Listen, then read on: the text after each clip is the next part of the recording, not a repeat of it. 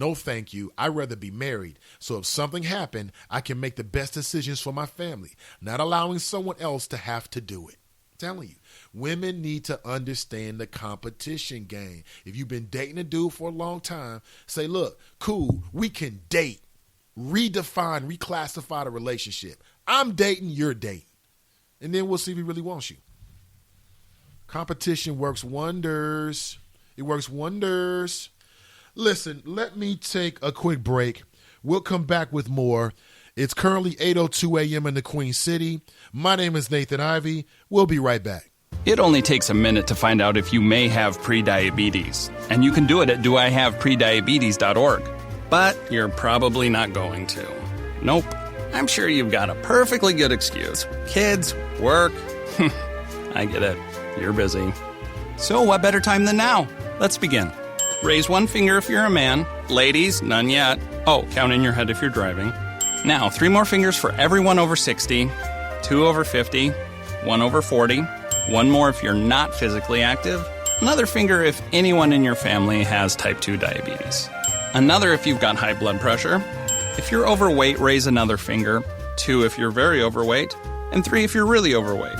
You've just taken the world's first audio prediabetes test. And if you're holding up 5 or more fingers, visit doihaveprediabetes.org or talk to your doctor. There's no excuse because prediabetes can be reversed. Brought to you by the Ad Council and its pre-diabetes awareness partners.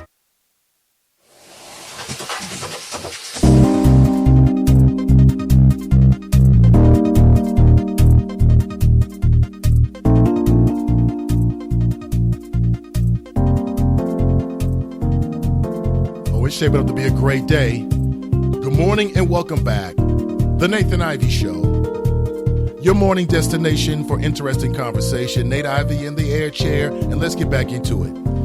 Have I told you just how much I hate parking meters? I hate them. And I hate the parking meters in Cincinnati even more because they're so damn efficient. I hate efficient parking meters. You know what I found about 2 weeks ago? I was meeting some friends downtown. I found a broken parking meter. Oh, man. Pennies from heaven. There's nothing like a broken parking meter, is it? I took a photograph of it just in case I got to go before the judge. I ain't paying this ticket, man. It was broken, and I can prove it. I even took a video. I did a little narration behind it. This is broken, judge. I'm not paying this ticket. I came back. Guess what? No ticket. Free parking. It's like Monopoly.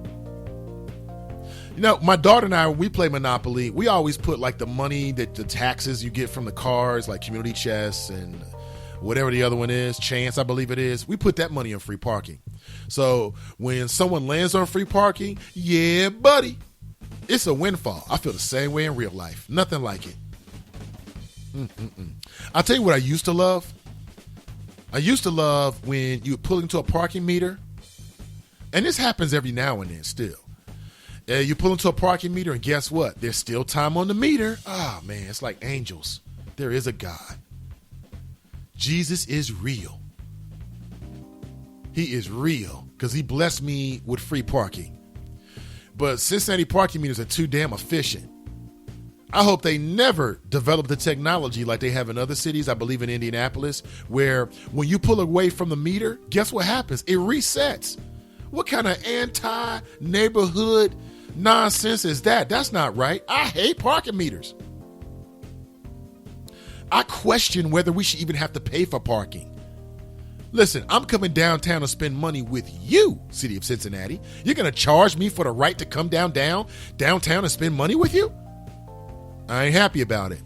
But I'm reading that the parking meters are doing a fabulous job. They're raking in the dough, big money, big money, big money. Big money for the city of Cincinnati, $8 million. You got more parking enforcement now.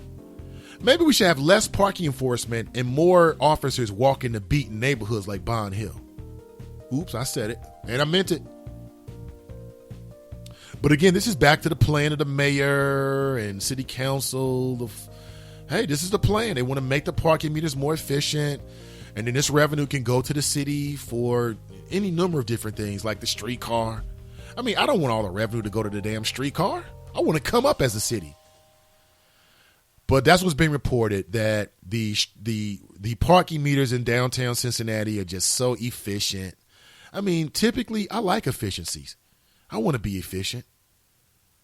Except when it comes to parking meters. I don't want that, man. And now they have those smart parking meters where you can use your credit card or your debit card. Oh, great, great.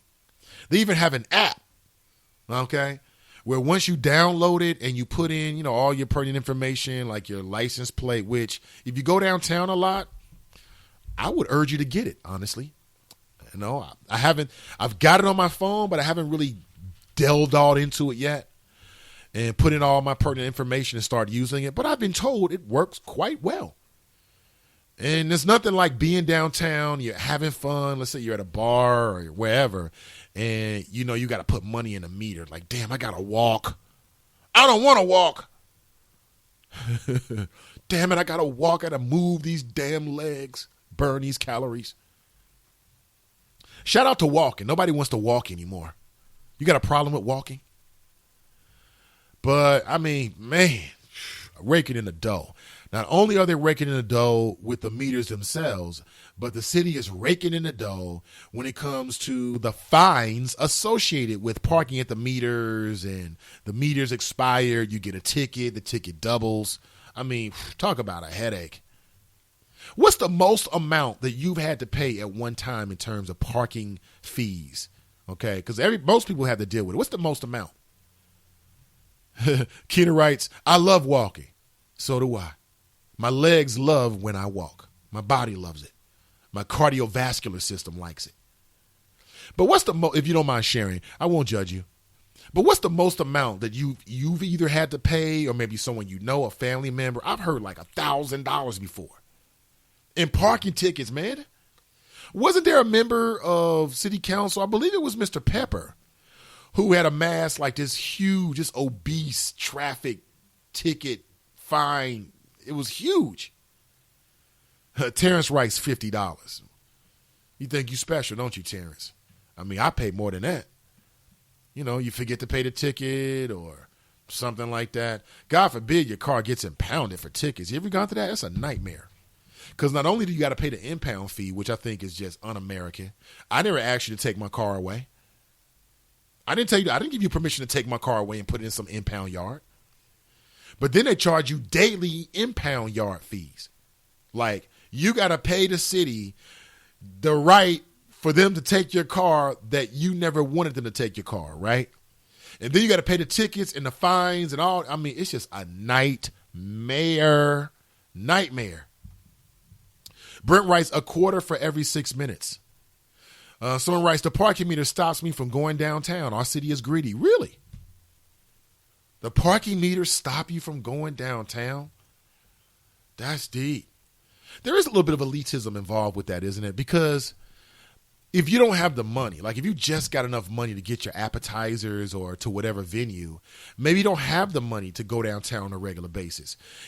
That system really favors two people. Number one, people who live downtown, so their parking is already taken care of, and or the people that's got the money to pay for parking every time they go downtown. Don't get so arrogant with your position that you think everyone has to, they got it like that, because they do not. Daryl writes, I had to pay $800 in parking tickets over a 10-year stretch. Man, that's $80 a year. Woo!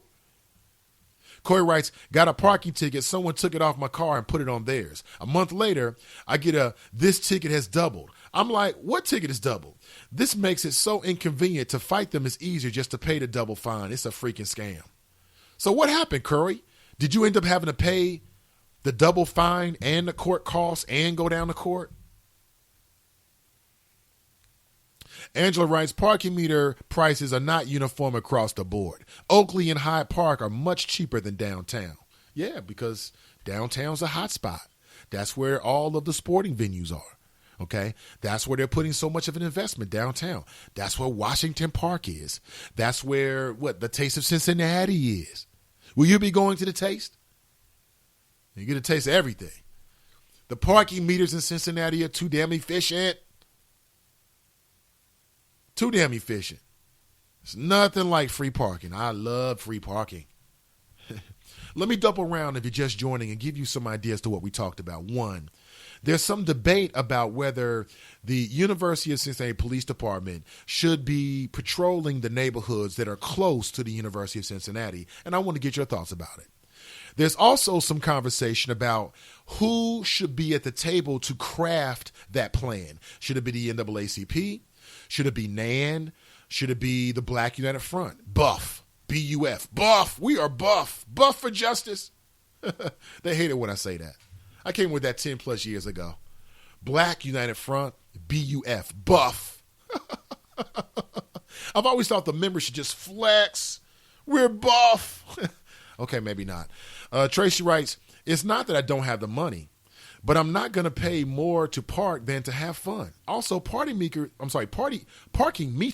will make you insecure, always thinking about that time ticking. Well, that's what I'm saying. What I would urge you to do, and I've heard it works great, is download that app.